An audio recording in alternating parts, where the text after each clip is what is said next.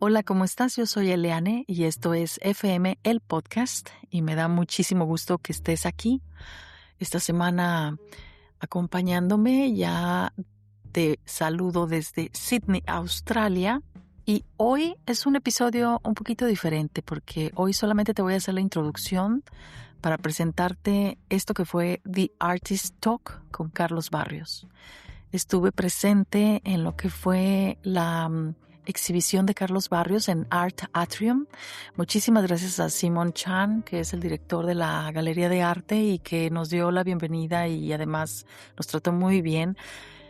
Simón es una persona muy importante en el medio que hace bastantes eventos en los que conecta arte con escuelas, universidades, lo lleva a muchísimos niveles, a muchísimos países, y entonces tener esta oportunidad de conectar con ellos fue la verdad exquisita. Esta Artist Talk que tuvimos en su galería se llevó a cabo el 23 de mayo y bueno, Carlos Barrios vino desde Gold Coast a visitarnos y a compartirnos un momento de su inspiración y de cómo crea.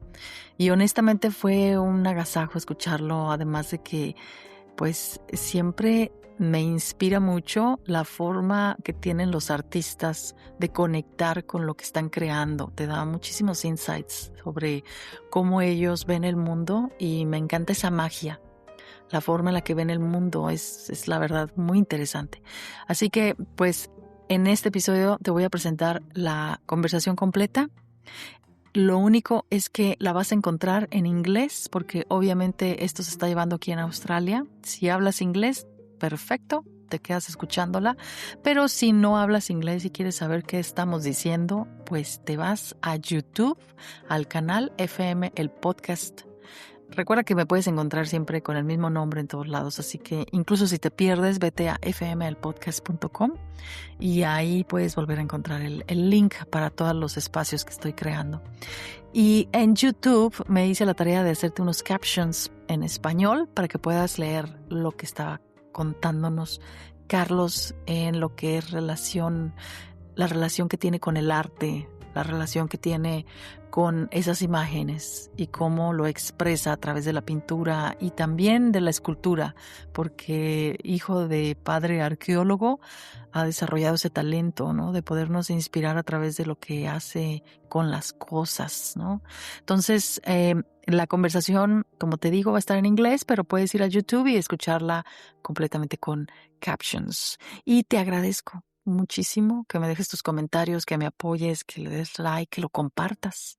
Me ayudas bastante a seguir haciendo esto para que llegue a más gente. Vamos a correr la voz para decirle a la gente lo que estamos haciendo los latinos aquí en Australia. Carlos Barrios es originario de El Salvador y ya tiene muchísimos años viviendo aquí en Australia.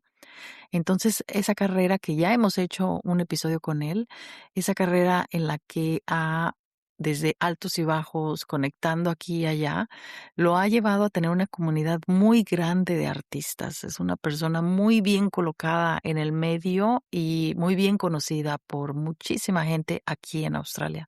Ha exhibido en casi todas las galerías de arte. Y bueno, es un buen punto para conectar para aquellos artistas emergentes, para que si tienen la oportunidad nos acompañen la próxima vez, que por cierto en esta ocasión nos acompañó Pancho Press, Francisco Barba estuvo con nosotros, lo invité y se animó a acercarse y conectar con Carlos, así que pues estas oportunidades a veces hay que aprovecharlas. Entonces los dejo con esta conversación que espero que la disfrutes por esta semana.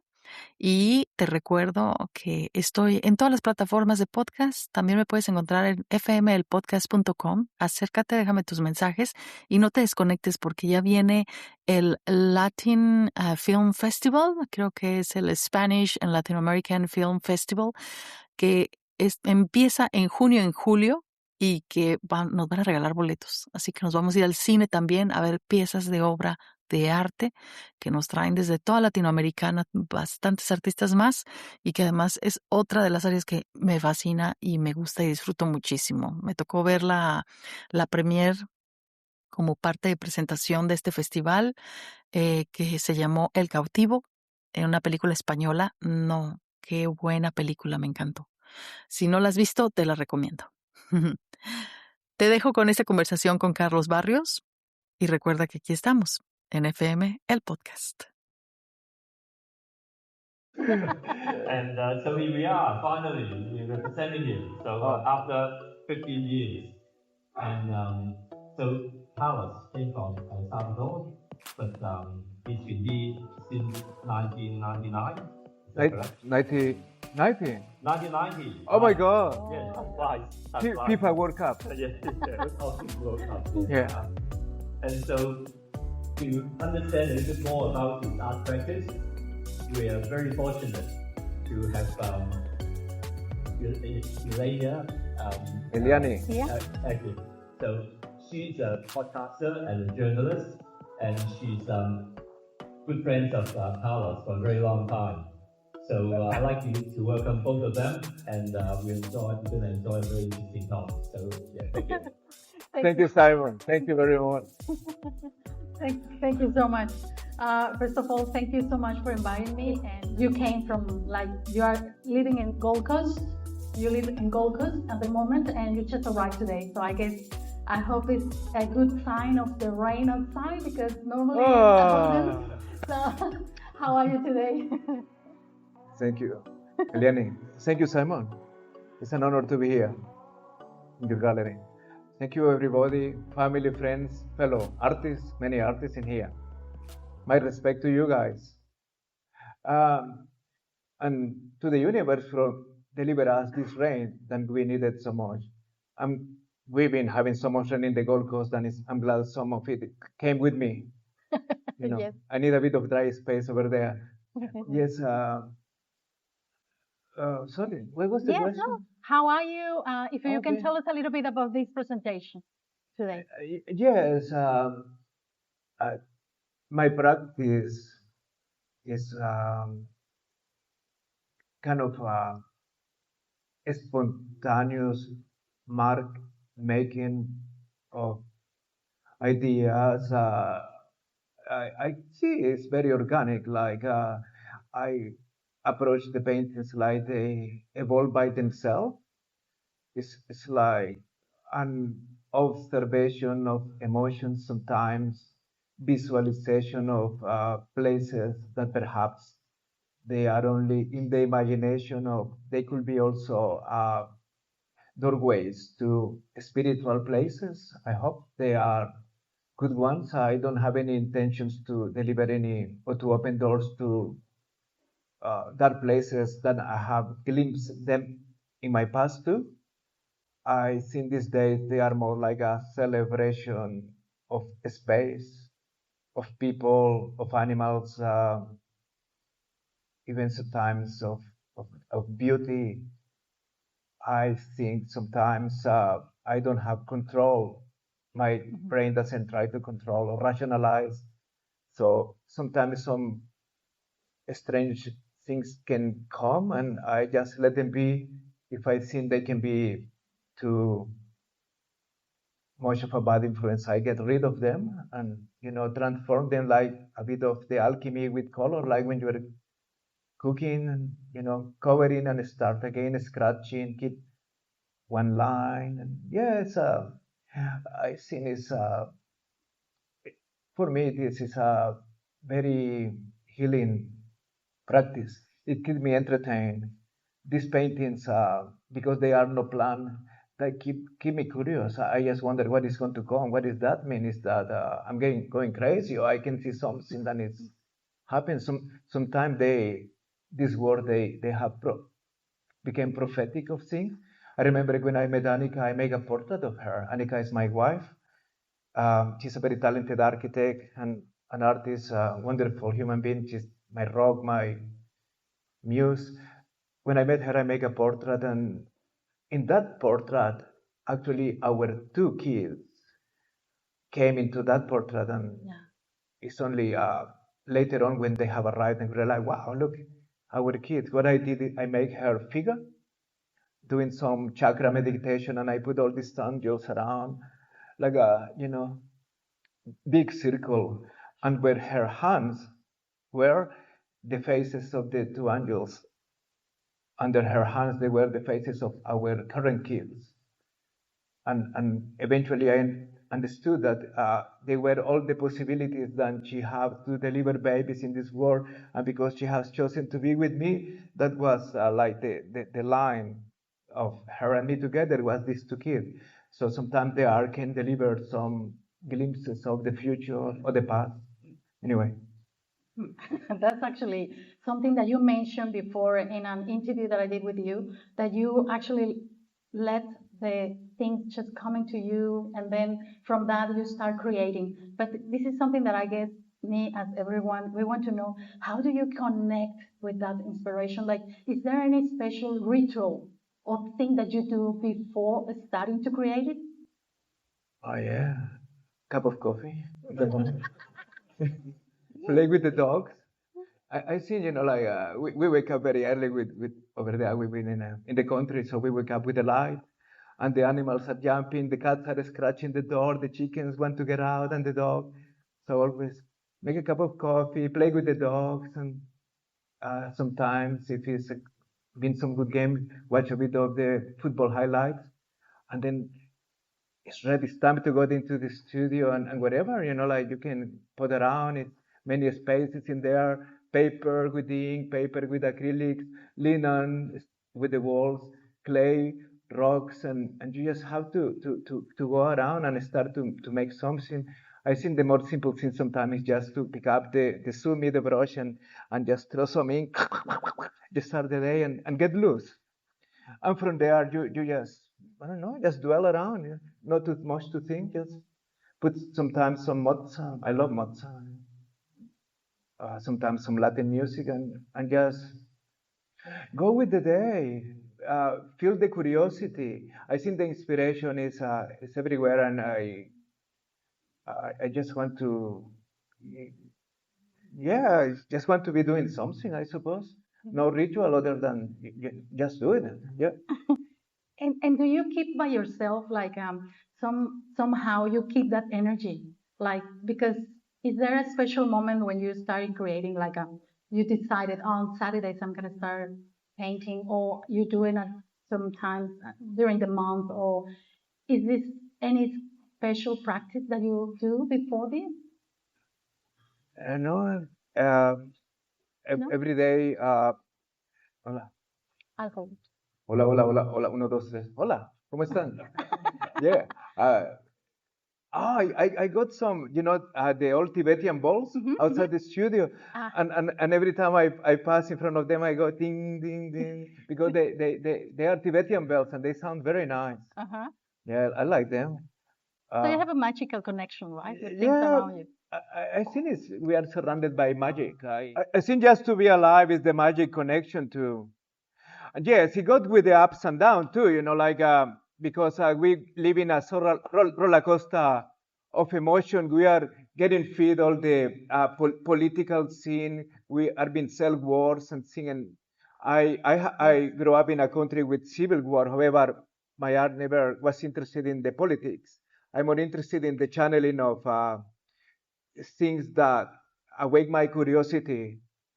And yes, I think that when artists work, and I mean not just me, but everybody, we are helping with the collective energy of the planet to deliver some strong emotions, like when you throw the rock into the river or into the lake. Sorry, not the river, because the river is very convulsed, but the lake is very still and the rock make waves. I think the process of creating, of loving, of dancing, produce certain energy that is beneficial for the planet, perhaps even for the whole universe, not just humanity.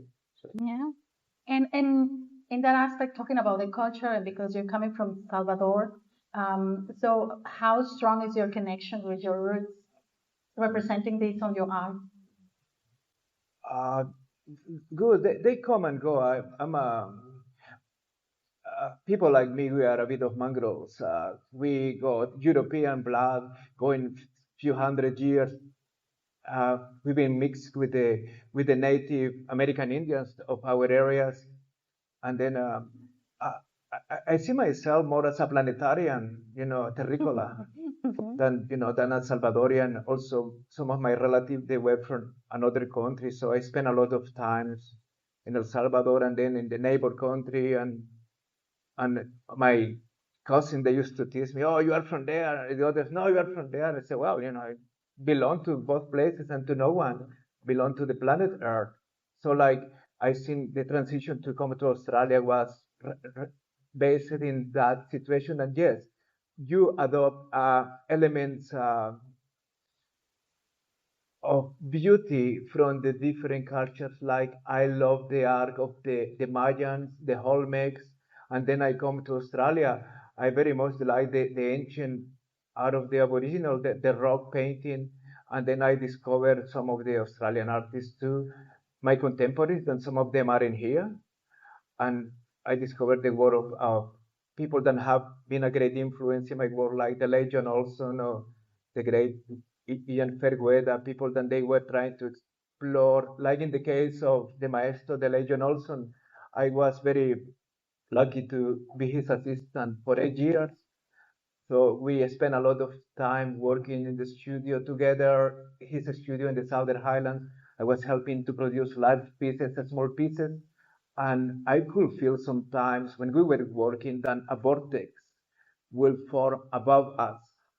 Not all the time, but when that happens, you are in a state what sometimes we can call almost a magical state of grace, when everything is possible. I experienced that in some of the ancient pyramids too in Latin America, so I suppose I absorbed some of that elements of the ancient culture. I spent a lot of time in your country too. Mhm. I got shot there. Yeah. I got shot in the head. Yep. Yes, you told us that. Still alive. That's story for another time. But I think we are like sponges. We absorb elements that we think they are inspiring, and we put in our library, and eventually they come out in the world later on without thinking too much. We got our collection of ideas and aesthetics and symbols from different cultures, and we go. So Have you noticed the changes in Australia since you arrived? yeah, yeah, I will have to say that Australian people they are very supportive of the arts and they embrace it. Like they love the exotic experiences too. So I have feel very very welcome. Like perhaps now I completely part of the environment. I like my journey as well, my solo journey, but I feel like very welcome by the Australian institutions and the Australian public and a lot. I'm being very grateful to have been supported by a lot of people. I've been able, thanks to Australia, to be a full-time artist for the last 21 years, and it goes with the ups and downs, and I wouldn't change it. And yes, it has been a really great country. I have seen the change into my work too, reaching some kind of I don't know if say maturity, maybe another level. I feel like so much we have to offer and explore, and sometimes I feel limited by my own experiences. And I think that it can take it further, but the energy of this country and its people has been very important in take me to what I am now, and my art has become a mixture of Latin and Australian somehow, not without uh, his restrictions or limitations, and I have not trying to define it or to think about it, but it just come because I'm breathing the air in here, and I have breathed and exist somewhere else too. How would you say that it's important when you create something? What's the most important for you? Oh, yeah. Don't despair. There is always light at the end of the tunnel, and yeah, just do it. You are not wrong. Just follow that, and eventually the universe provide. Jump. Don't be scared. Spread the wings, and uh, I think we can always bounce back. It happens. And if not, well, unless we try, I think, yep, keep going. It's because it's not, you will regret it. Is there any questions that everyone like here present today wants to do? Anything that would you like to know about Carlos and their art or the way that he creates? Yeah. Okay, my studio is a bit like this space. So I have paintings all over the walls, and so I move between them all the time. And yes, So it's I couldn't say a few sessions they build up and they cover up and they build up. It's What about the rocks? The rocks are the same? Like, do you take... Yeah, with the rocks, what I do, I walk around the property and I pick up rocks and then I drill them a hole with the diamond drill and put it, like heads in a stand.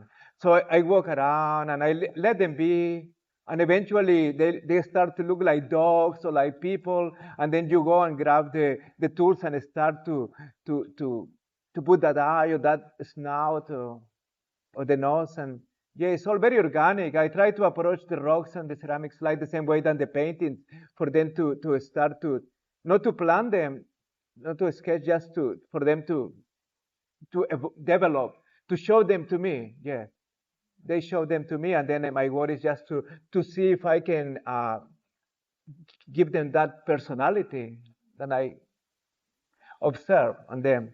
Yeah. What kind of material do you normally use with all of them?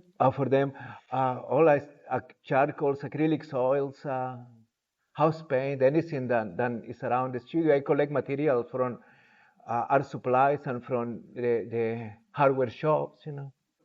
I like his work a lot because the freedom and remind me of when I was a child walking into the ancient pyramids or temples, and you will pick up a piece of broken ceramic from a pot that perhaps has been made 3,000 years ago, and still you have some of the paint and the lines.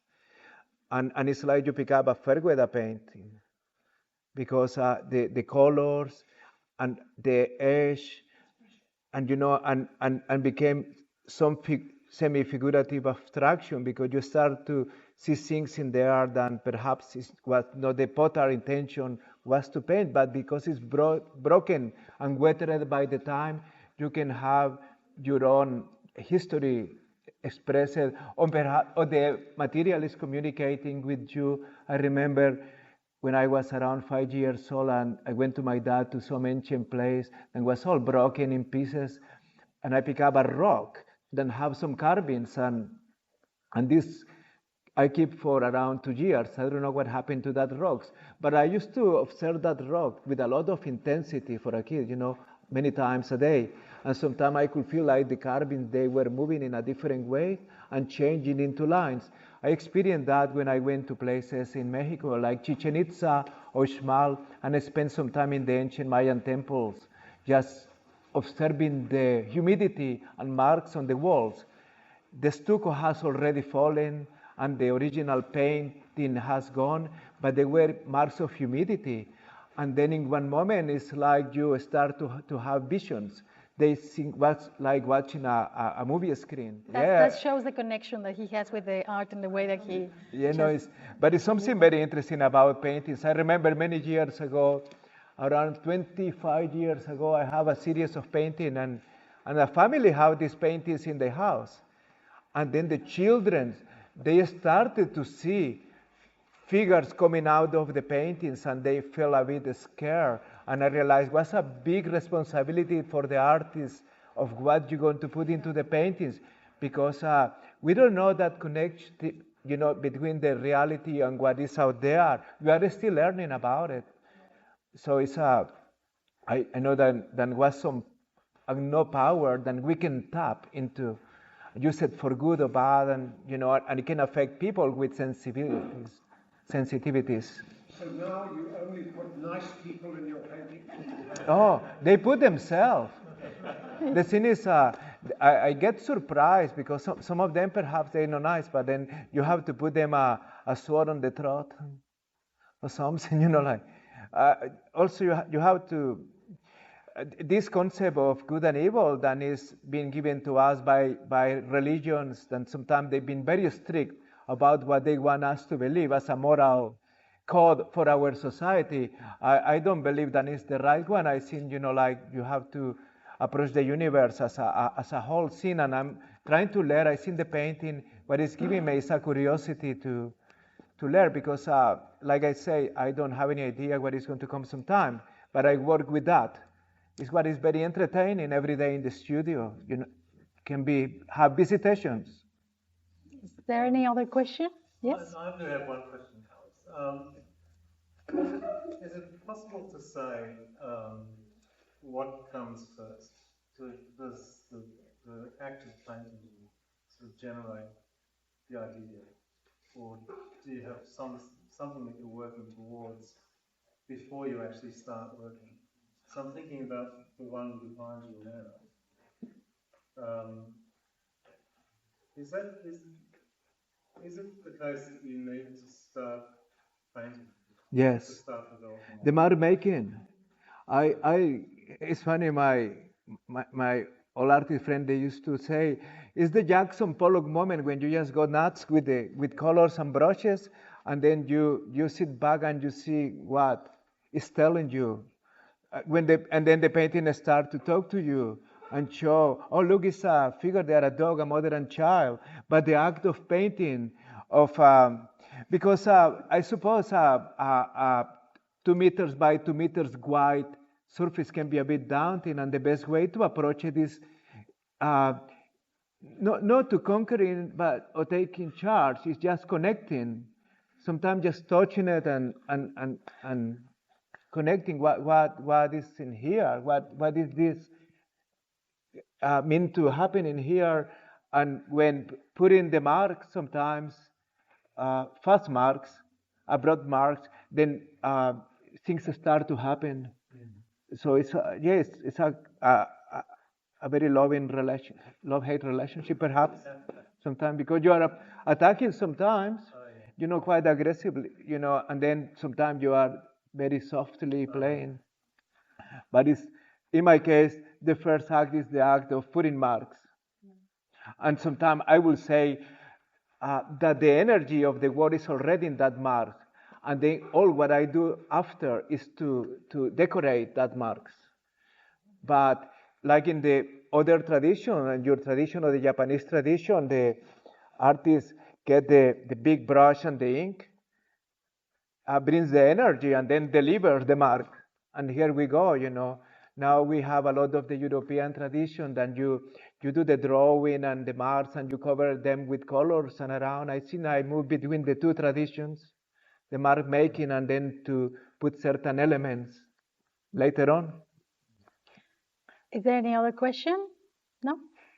Just for the last one, I know that you believe on that magical connection with, the spirit or things that is not in what we see with our eyes.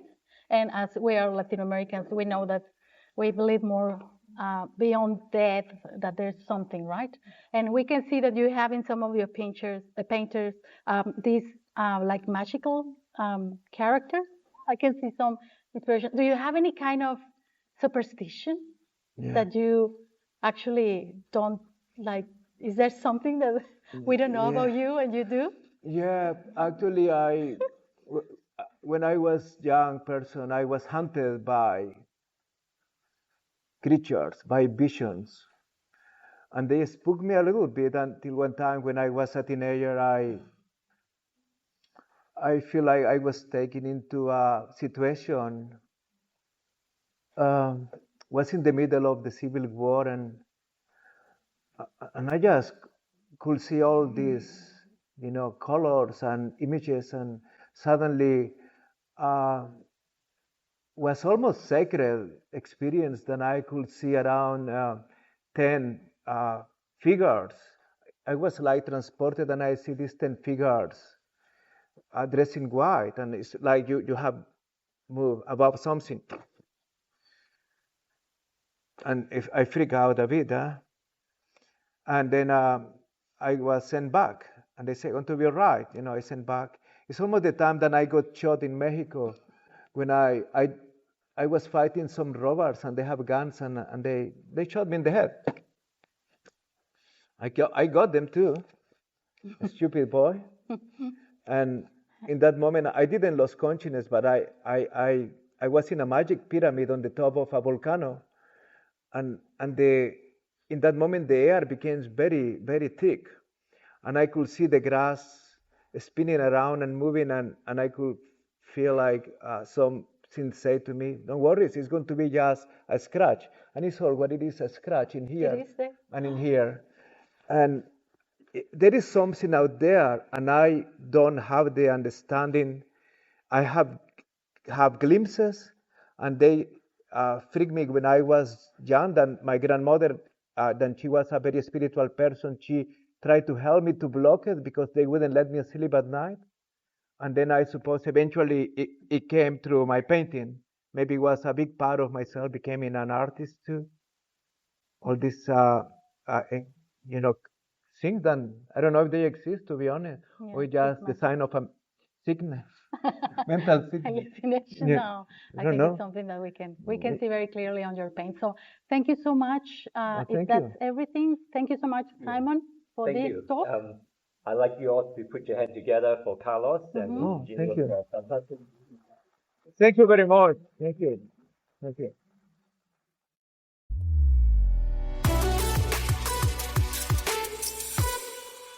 Hecho por una humana,